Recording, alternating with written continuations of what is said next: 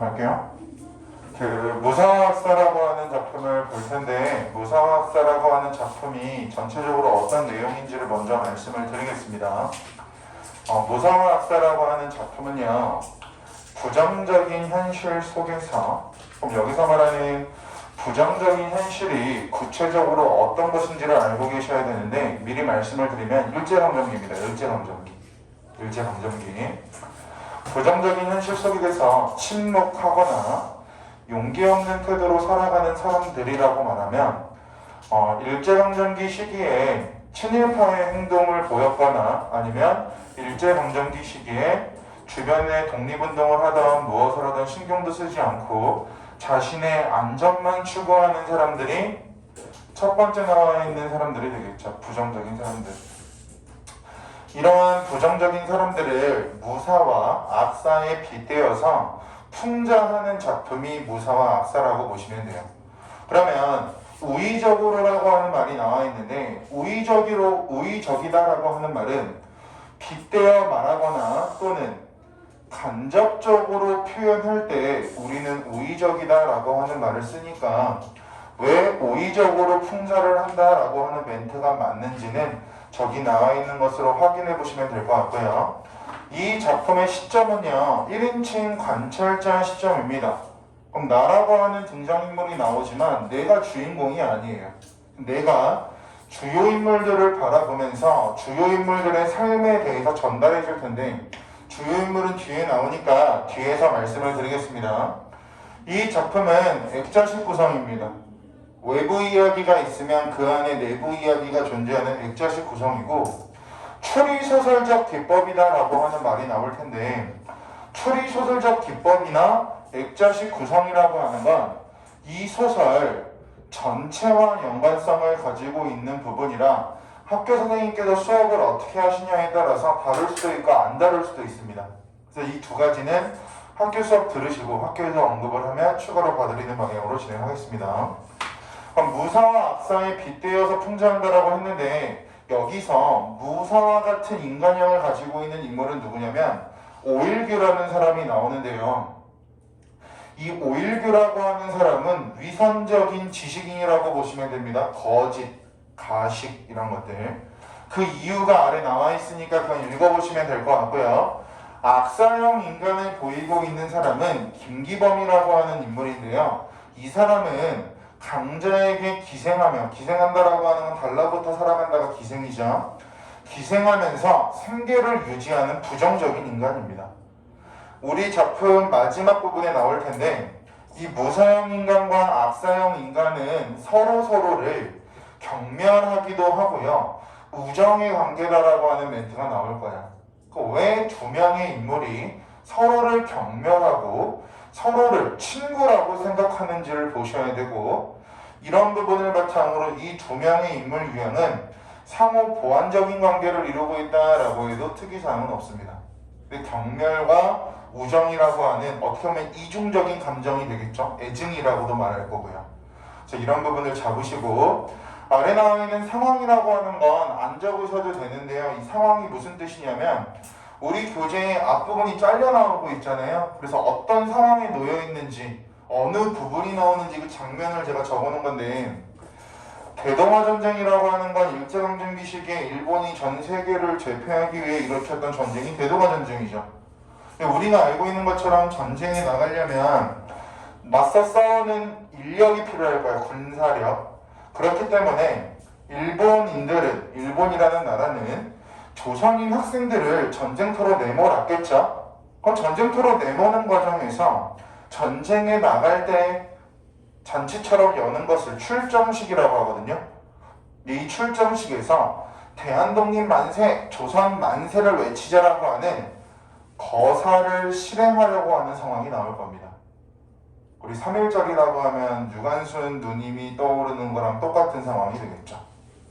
일본을 위해서 또는 일본이 강제로 학생들을 전쟁터로 내미는 상황 속에서 조선 만세를 외친다라고 하는 건 정의로운 메시지가 될 거예요. 하지만 우리 두 가지 인물 유형 봤던 것처럼요, 여기선 실제로 거사가 성공하지 않을 거예요.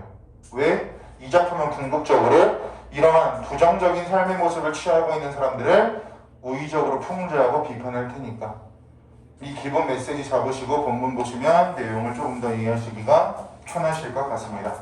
갈게요. 숨막히는 초조와 불안 속에 이윽고 도지사가 축사를 끝냈답니다. 축사를 끝냈으니까 내가 알고 있는 것처럼 조선 만세라고 하는 거사가 실행될까봐 걱정을 하고 있겠죠. 그렇기 때문에 밑줄 나는 땀에 젖은 채 긴장으로 목이 졸려 숨을 쉴 수 없었다. 밑줄 쳐보시면 내가 느끼고 있는 극도의 불안감이 될 거야. 생각해보세요. 오늘날의 일제강점기인데요. 제가 수업을 하다가 대한독립 만세를 외쳤습니다. 이게 진심이건 장난이건 그걸 외치고 나면 일본인들이 저를 감시하러 올까봐 저도 불안감에 떨고 있겠죠. 이러한 상황이 나타나고 있다고 보시면 될 것 같고요. 도지사가 방금 축사를 끝냈으니 다음은 동지들의 입에서 잔기침 소리가 들려올 차례였다. 불안과 초조 속에 그토록 열심히 준비하고 계획한 거사 동그라미 쳐보시면 여기서 말하는 거사가 조선 만세를 부르는 일이 되겠죠. 대한독립 만세 이런 개념이 될 겁니다. 거사가 이제야 우렁차게 식장을 진동시킬 순간이었다. 그러나라고 나옵니다. 그러나 앞에 괄호 열어보실게요. 그러나 이상했다. 괄호 닫아보시면 내가 이상하다라고 하는 감정을 느낀 이유는 예상과 다른 상황이 전개되었기 때문에 나는 이상한 감정을 느꼈겠죠. 지금이면 나와야 되는데 왜 조선 만세라는 말이 나오지 않지? 라고 생각을 했대요. 아무리 초조하게 기침 소리를 기다려도 식장은 물을 끼얹는 듯 엄숙하고 고요할 뿐이었다. 기침 소리라고 하는 게 하는 역할과 기능은 거사를 시작한다라고 하는 메시지를 전달하는 기능을 하겠죠. 의아하고 불안한 나머지 나는 다시 눈을 들어 주위의 동지들을 훔쳐보았다. 이만큼 시간이 흘렀으니 동지들은 지금쯤 사방에서 기침들을 토해내야 됐다. 그러면 사방에서 기침을 토해내야 했다라고 하는 건 원래 계획이 될 거야. 원래 계획대로라면 동지들은 기침 소리를 내야 됐을 거야. 그러나 세모 사람들이 기침 소리를 내지 않았다라고 하는 부분이 나오겠죠. 밑줄 그들은 팥죽 같은 땀을 흘리며 하나같이 고개들을 숙인 채 누구 하나 입을 열지 않았다. 밑줄 쳐보시면 그들이 입을 열지 않은 이유는 일본인으로부터 당할까봐 느끼는 공포와 두려움 때문이었을 겁니다. 그럼 결국 이 사람들은요 개인을 생각하는 것이지 사회나 집단을 생각하고 있는 모습이라고는 볼 수 없겠죠. 따라서 이 부분을 통해서 개인의 또는 자신들의 안위만을 생각하고 있다라고 할 수 있을 거고 여기서 말하는 안위라고 하는 건 안전함 또는 편안함 이런 것들을 안위라고 설명을 한다라고 보시면 됩니다. 거사라고 하는 건 개인이 성공할 수가 없을 테니까 집단이 같이 움직여야 되는데 개인이 느끼고 있는 공포와 두려움 때문에 개인들 또는 자신들의 안위만 생각하고 있고 안위만 생각하다 보니 거사가 실행되지 않고 있다라고 보시면 되겠죠. 그럼 이런 부분들도 앞에서 봤던 부정적인 삶의 모습을 취하고 있는 사람들을 우의적으로 비판하고자 이렇게 인물들을 설정해놨다라고 볼 수 있을 거고요. 이어서 볼게요.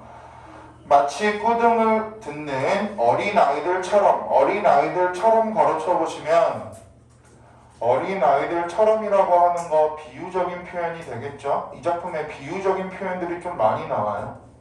그리고 방금 위에 봤던 팥죽 같은 땀이라고 하는 것도 비유적인 표현이 될 거고요.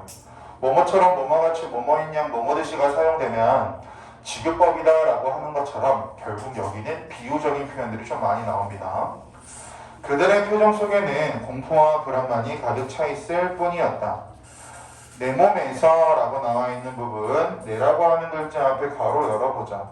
서술자랑 관련된 정보예요. 이렇게 갑자기 모든 불안이 썰물처럼 빠져나갔답니다. 왜? 거사가 일어나면 없어지라고 하는 불안감이 있었을 텐데 거사가 일어나지 않았기 때문에 불안이 빠져나갔대요.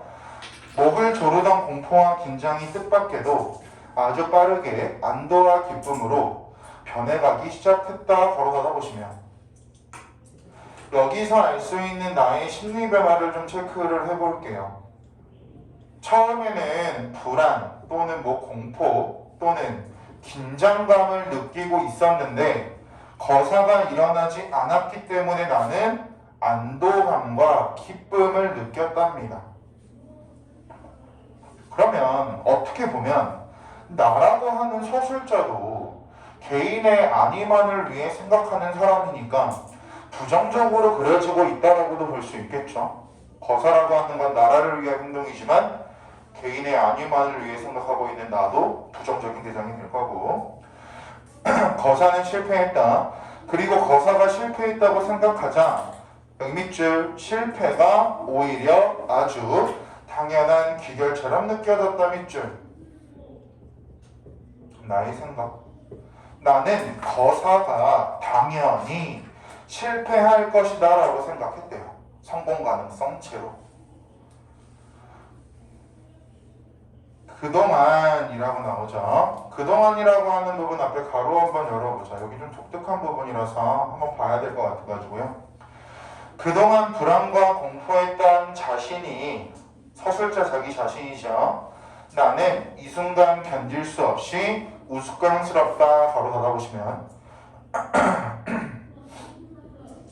자기 자신이 우스꽝스럽게 보였던 이유는 일어나지 않을 일에 대한 공포와 불안감을 느꼈기 때문에.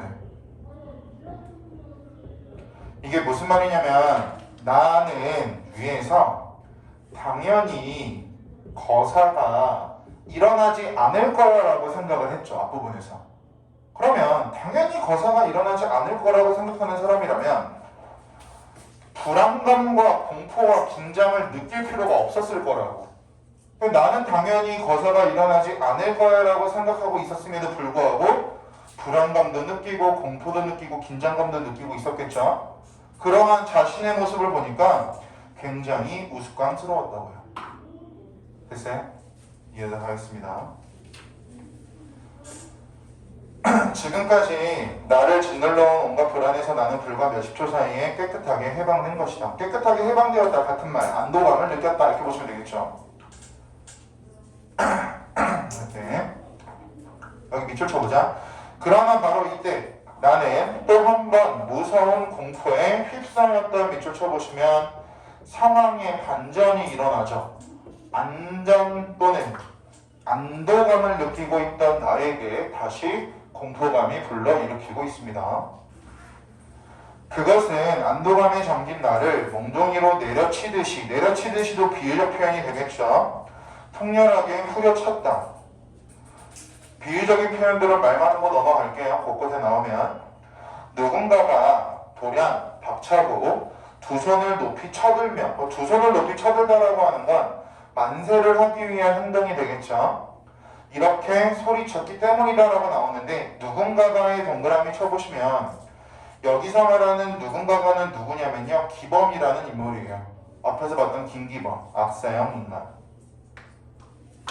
여기까지만 놓고 보면 아무도 안 하고 있는 만세를 외치려고 하는 게 기범이니까 긍정적으로도 보일 수 있을 텐데 뒷내용 볼게요.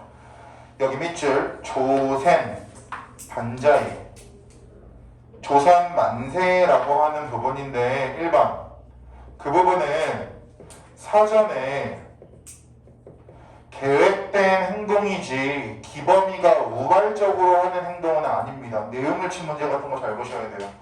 사전에 계획된 행동이었기 때문에 기범이가 만세를 외치고 있을 거고 2번 일본에 대한 저항적 메시지가 될 거예요.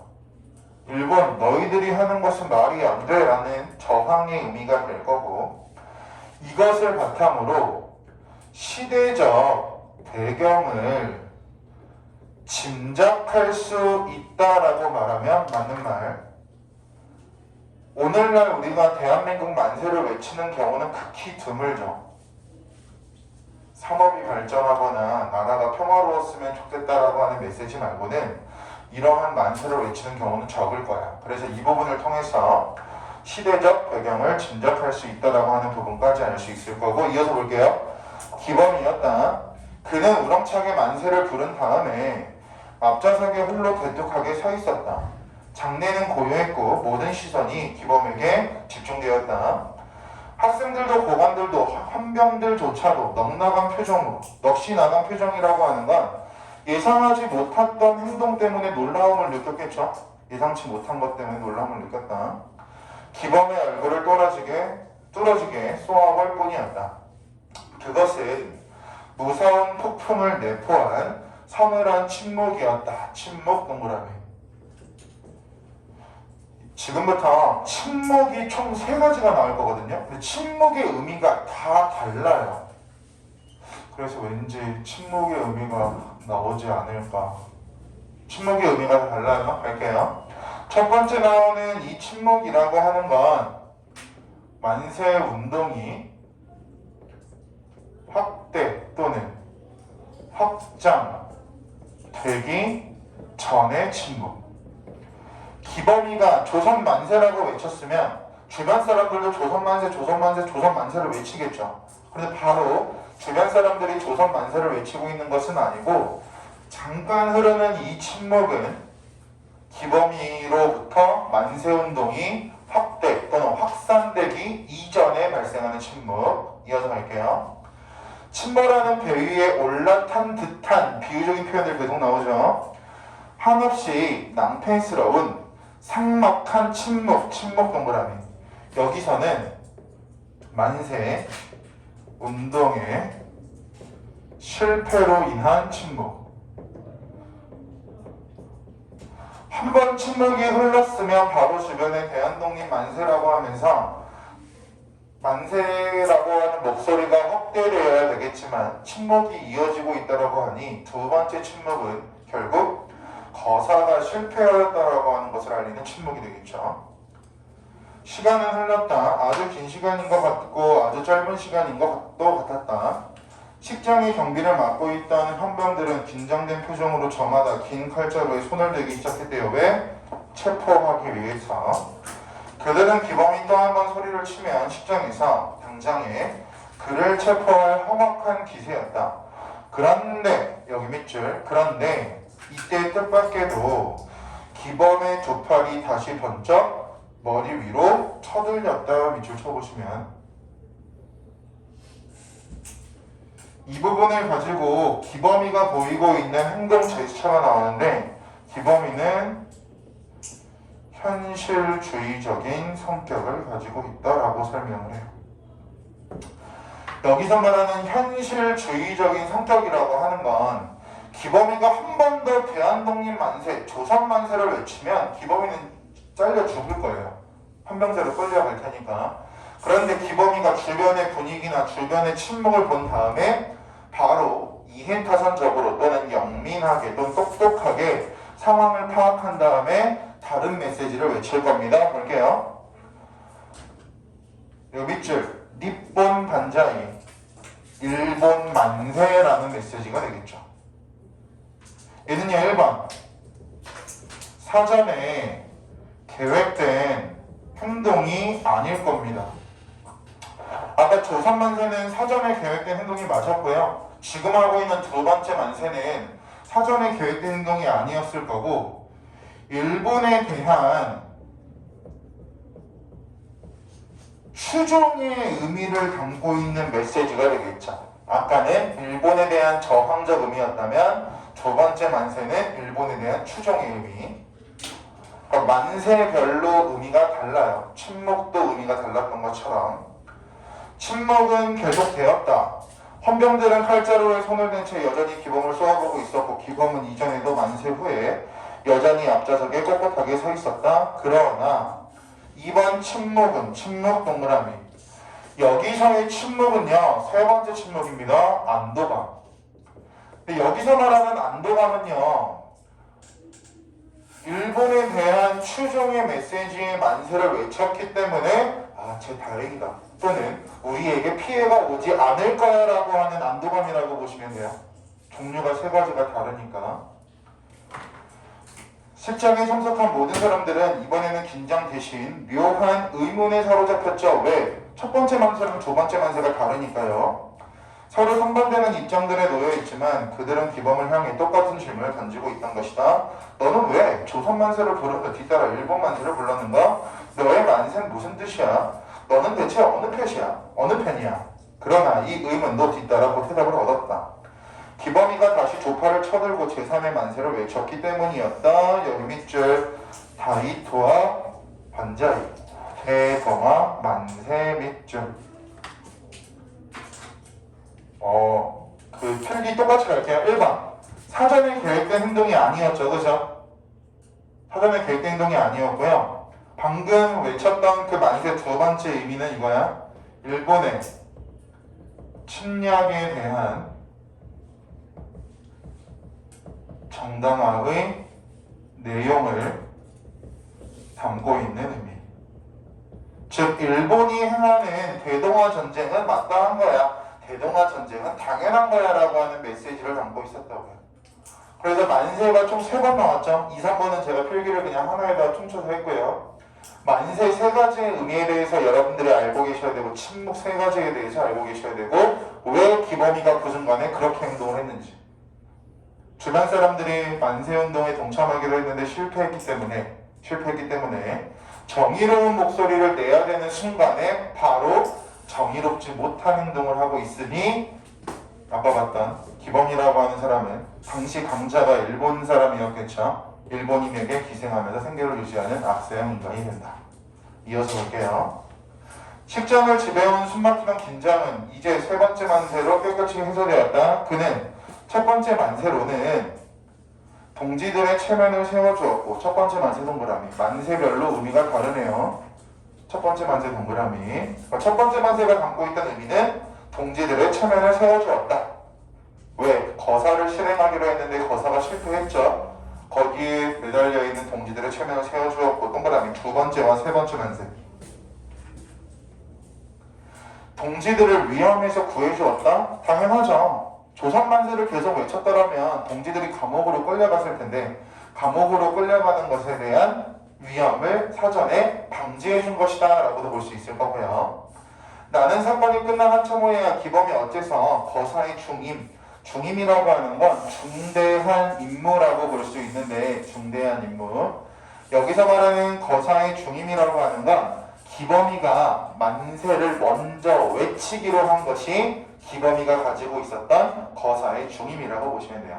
이런 거죠. 거사하기 전에 우리가 다 같이 기침을 할 거야. 조선 만세를 누가 먼저 외칠래? 그래, 기범아, 너가 그 역할을 해. 약간 선봉장과 같은 역할이 되겠죠. 폭포에서 고든 소리는 고든 소리가 부른다처럼 기범이가 고든 소리를 내는 선봉장이었던 거죠.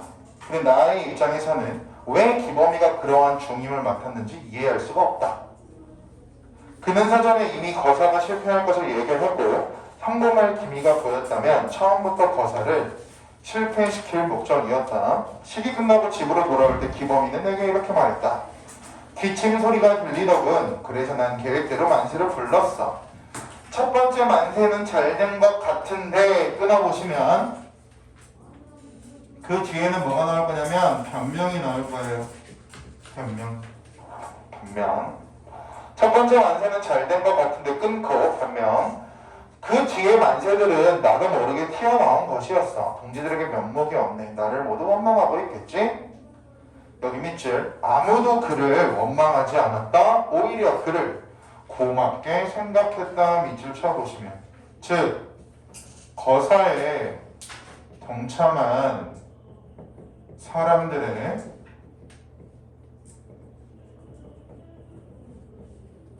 허위의식이 드러난다라고 설명할 수가 있겠죠. 여기서 말하는 허위의식이라고 하는 건 거짓된 행동, 거짓된 모습이 될 겁니다. 거사가 실패한 것에 대해서 슬퍼해야 되지만 사람들은 거기 나와 있는 것처럼 기범이를 원망도 하지 않고 기범이에게 고마움을 표현하고 있다라고 하는 건 말로만 거사를 실행하자라고 주장할 뿐 진심으로 거사에 대한 절실함이 없었기 때문에 거사에 동참한 사람들도 허위 의식을 가지고 있는 비판의 대상이 된다라고 볼 수가 있겠죠. 이어서 보겠습니다. 일기는 기범과 부딪히자 가장 불길하게 해체되기 시작했다. 그럴듯한 음모였지만 그럴듯한 음모 네모 쳐보실까요? 지금부터는 나를 기점으로 나는 오일규라고 하는 사람을 긍정적으로 보는데 기범이가 오일규라고 하는 사람을 경멸하는 내용이 나올 겁니다. 그래서 오일규라고 하는 사람을 기점으로 내가 바라보는 오일규의 시각과 김기범이 바라보는 오일규의 시각이 대조될 거예요. 여기서 말하는 그럴듯한 음모라고 하는 건 일규를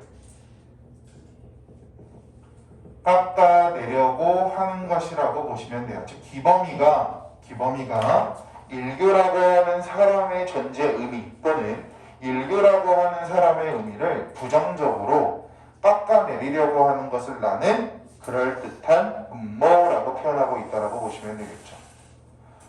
그러면 기범이의 이러한 행동을 거기 나와 있는 것처럼 음모라고 표현한다면 나는 일규를 긍정적으로 보고 있고 기범이가 일규를 꺾어내려고 하는 것에 대해서 나는 기범이를 부정적으로 보고 있다고 할 수가 있겠죠. 나는 밑줄 참을 수 없는 모욕감을 느꼈대. 나는 참을 수 없는 모욕감을 느꼈다. 그 이유는요. 나는 오일규를 긍정적으로 바라보고 있으니까. 내가 오일규를 부정적으로 바라보고 있다면 기범이의 이러한 행동에 대해서 공감했겠죠. 하지만 나는 일규를 긍정적으로 바라보고 있기 때문에 분노를 느끼고 있대요.